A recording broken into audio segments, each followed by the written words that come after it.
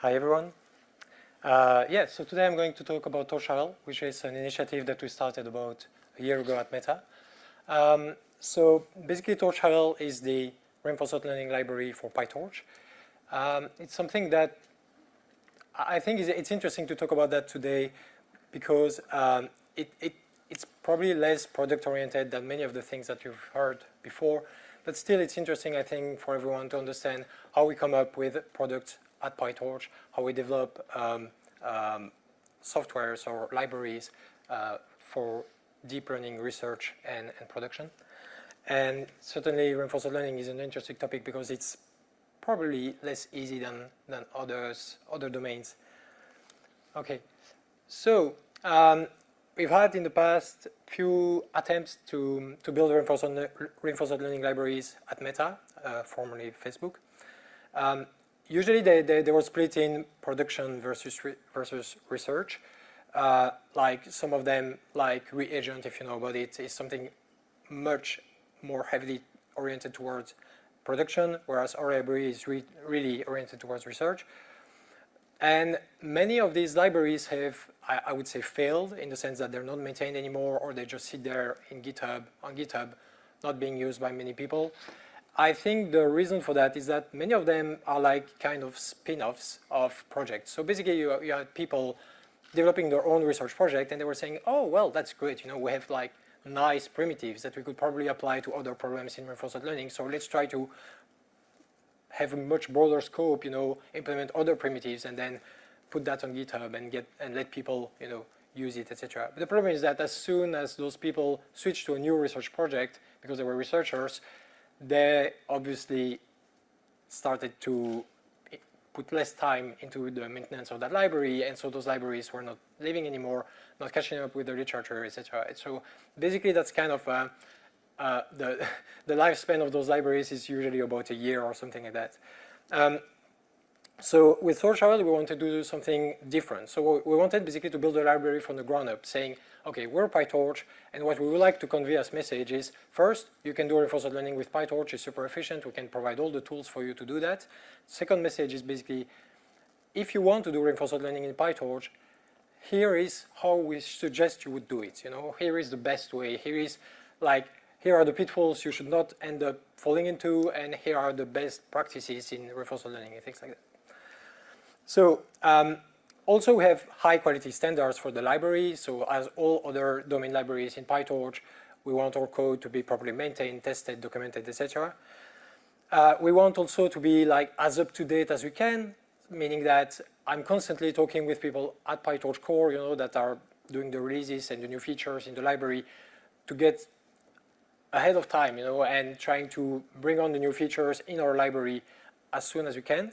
And the other thing is also that many researchers in RL specifically complain about features of PyTorch. Namely, distributed learning is something that PyTorch probably could do better, and we have a huge team working on that. And I think that in the previous series, in the next series, we are bringing lots of new features for distributed learning. But we also have people that say, hey, this specific thing is a pain point for me in my research, and that's why I'm using another library. But sometimes, you know, playing with two libraries can be an issue because someone has a new release like PyTorch or someone else, and you have conflicts, and so you need to update your code, which is never easy. So if we integrate everything in PyTorch, we're sure that every time there is a release, you know, your code is still working, and if there is one beastie breaking change, the user will be notified as early as possible. So basically, we can escalate the issues and go to PyTorch and tell them this thing in reinforcement learning is not working properly in PyTorch. So could we work on a solution to make it work better? So the philosophy of the library, and when I started working on that project, everyone told me that, is we want a library and not a framework. It's kind of cheesy because in the reality, it's much more difficult to understand what it really means.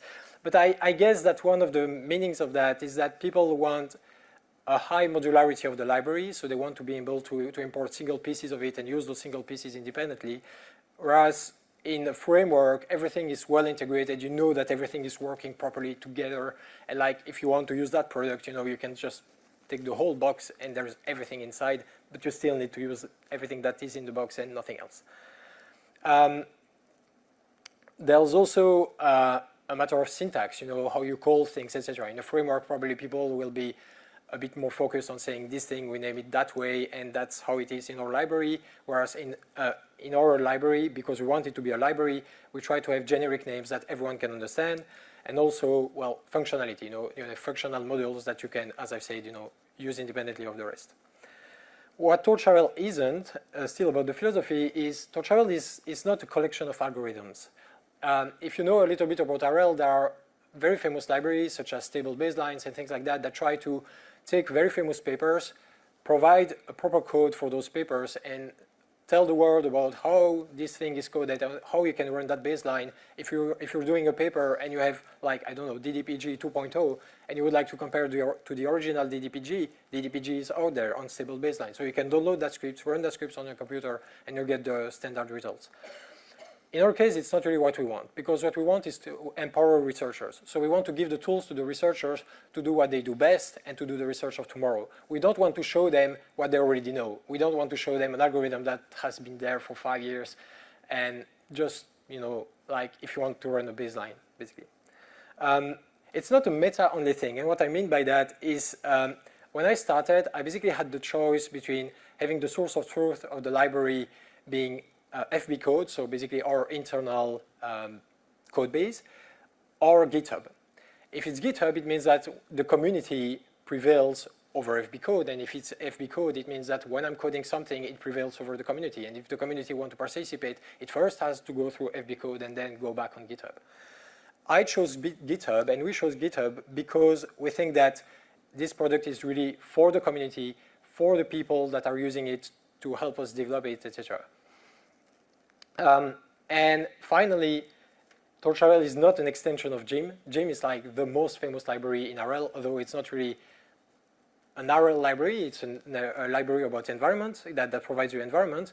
But still, we don't want to depend on Gym. And to give you a very simple example of why we don't want to depend on Gym as a core dependency, but only as an optional dependency, I'm working with people that do advertisement. So those people that do advertisement, they're not interested in any way in Gym environments. That has nothing to do with what they do. So it makes no sense that if these people are using my library, when they install it, then they need to install Gym too. And the final thing is that we aim to have PyTorch as the only core dependency for the library. So the only thing that you should be installing before installing TorchRL is PyTorch. And I think it's possible to make that happen. Okay. We have two big pillars in the library, efficiency and modularity.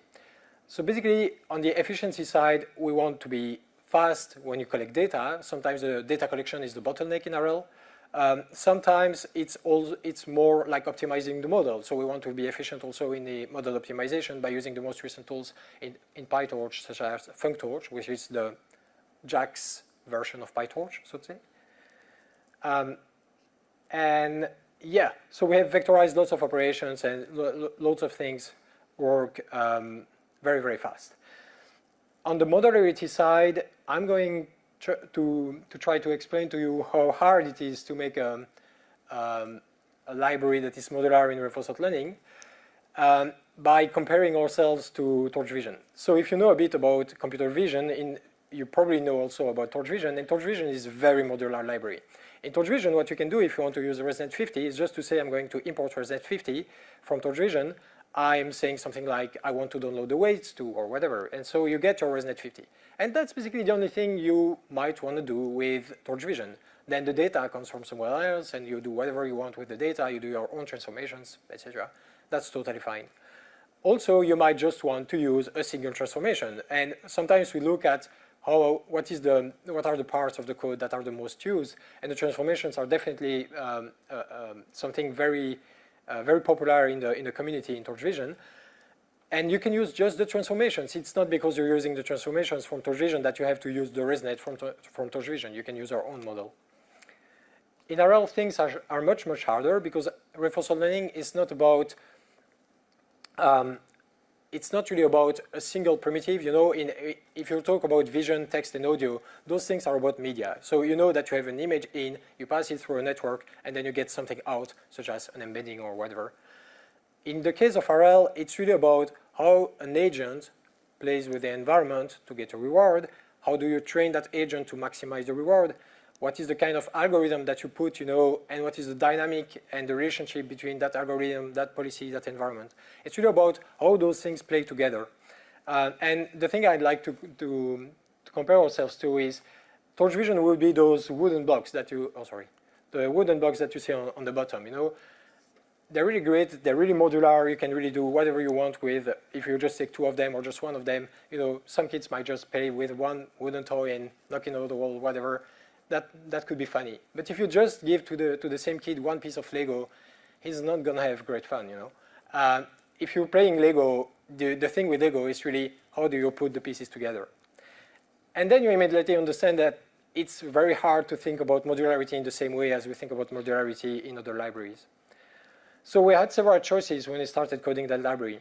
The first one is to have a very opinionated library with super specific classes that really constitute a framework, basically. Everything is well integrated together, and you know that your policy class can play with this other thing, and everything expects other modules from TorchRL to play together. This is not really what we want, because that means that if someone buys a single piece of the library, this person also has to buy the whole library. Or we could do something else and go 100% functional. That was kind of the low-hanging fruit when I started. Some people told me, oh, you should just write functions like value estimation and things like that. The problem is that there is a library from DeepMind, Relax, that does that very well. But the advantage that they have is that they have a whole ecosystem. So they have one functional library, and then they have other libraries that do replay buffers and other libraries that do other things. And their ecosystem is really about how do you make those libraries play together. In our case, we wanted to have a single library for reinforcement learning and not ship a whole ecosystem of RL libraries. That wouldn't really make sense, I think. So what we chose is basically to add a few abstractions to PyTorch to make reinforcement learning easier and build upon those primitives. So what we had basically to decide and what we realized is basically the real problem is how do you make those various pieces talk to each other? The policy, the environment, the replay buffer, your loss module, etc. So all the components of the library, how do they talk to each other? A big question is, for instance, if in reinforcement learning, sometimes you have a policy that outputs an action. In other instances, the policy outputs an action and the log probability of that action. And also it can output the parameters of the distribution of that action. And also it can output a hidden state. So how do you make a class that is this policy, and that can play with any kind of algorithm that can output an arbitrary number of tensors with arbitrary shapes, etc.? It's very hard to think about that. And so the way we went about this problem is to code up a new class that we call Tensordict, and that I'm basically trying to separate. I will explain that later. To separate from TorchRL because I think it's a great tool for many researchers in deep learning. But basically, Tensordict is a dictionary of tensors that has interesting properties that inherits from tensors. And I'm going to show you a few examples. So I don't know if you can really see that. So basically, here I have basic training loop in RL, where you have a data collector. So it's just something that runs in the environment. It does one step of the policy, then one step in the environment, and then it does a loop over that and yields the results to the main process. And in the training process, you're basically getting the data from that data collector, putting that data in a replay buffer, and then for each time you collect data, you do a certain number of the optimization step of your model. So you have basically a nested loop. And if you're using Tensordict, things are very, very clear because every module that you see in that code is receiving or sending a Tensordict. And you don't need to care about what is inside. In the example I took before, could be an action and a log probability. If your observations are just images, that's okay. If it's images and a state, that's okay. So you can basically do whatever you want, with a Tensordict, and it basically allows you to abstract away lots of the specificities of what is going on under the hood, and you can write very generic code, and then in other files in your script, do the proper fine-tuning of everything that needs to be fine-tuned. Here's just To show you, Tensordict can be nested, so you can put a Tensordict inside the Tensordict. Other operations that you can do with Tensordict is, for instance, you can stack them together, which is very useful in RL, because what we do is that we have a rollout, of actions and observations in the environment. We collect all of those in one single Tensordict per step, and then we stack those Tensordicts together, and we can ship the whole stack. And you can imagine that if you had to do that with nested structures, it can quickly become very tedious. In our case, it's super easy. It's just like a few characters. You just say torch.stack Tensordict, and the magic happens. Yeah, so this is stacking. Sorry, this is indexing. So once you have stacked your Tensordict, you can say, oh, actually, I want the first one or the third one, or whatever. So you can index your Tensordict exactly like you would index each of the keys in the dictionary. And so, yeah, it supports indexing, stacking, casting to device, saving on disk, loads of stuff. Okay, now that we have that, we can basically develop each of the components of the library. So in the library, we have environments. Those environments are like wrappers around environments from other libraries, such as Gym or DM Control or things like that. And so basically our environment, it's something that translates the output of the environment into the common lingua franca I talked about, which is Tensordict. So it's going to say, okay, I have a set of NumPy arrays that are the output of my Gym environment, and I'm going to cast them into a Tensordict. And you can be sure that if you're using whatever library, Gym, DM Control, or Habitat, you're going to end up with a Tensordict that looks always the same, and so you can apply the same algorithm to whatever library you're using, basically, which is very handy. If you ever coded a little bit of RL, you know how it is, how painful it can be to switch from Gym to something else if you want to do other experiments. Yeah, so we have modules that are coded also, obviously, and various tools for people in RL. We have data collectors that work really efficiently, so you can basically dispatch them across multiple processes or multiple nodes and collect data very efficiently in synchronous or asynchronous manner. We have very efficient replay buffers that can sit on a physical storage, which is super interesting for you if you're collecting things like videos or images, because sometimes your replay buffer is terabytes big, and obviously it cannot sit in memory. So having that on physical storage is of great help. We have obviously losses, and we have a generic way to do loss modules that can work across many things like offline RL or on policy, off policy, model based, model free. So it's very generic. We have various utilities for reroute normalization and things like that. We have a set of examples. So these examples, I don't call them baselines or algorithms. It's really to show what if you were to code DQN using TorchRL. And here it is. We have the example of DQN. It's not supposed to be state of the art. It's not supposed to be anything. It's just supposed to show to the user what we think is the best way to code the DQN algorithm. And finally, we're working on something I think is slightly parallel to TorchRL, but actually very interesting for many people, which is a knowledge base. So reinforcement learning is really about lots of external libraries such as Gym and Mojoko and DM Control and Habitat and things like that. And so basically what we want is for the people that say, oh, I would like to use Habitat, but I'm ending on this bug, and usually you Google it and you find 6 different answers and you have to pick the right one and you don't really know what's happening. So what we would like to build and what we're doing right now is a knowledge base where all the common issues are basically listed, saying, if you're on macOS and you see this error message, it probably means that you should do this. And then there is a whole description of how you would set up your Conda environment to avoid falling in that error. Yeah, I guess I'm over time. So if you want to look at those examples, they're on the README on GitHub, so you can just go there and you will see them. It's really just copy paste from our GitHub repo. Yeah, so final words about today and tomorrow. Today we're at the stage of the alpha release. We would like to get to the beta release by the end of the year. And what does it mean practically? The alpha release basically means that you can expect BC breaking changes at any time, although I think the library is mature enough such as those should not happen too often. the beta, at the stage of the beta release, usually you don't have this kind of changes.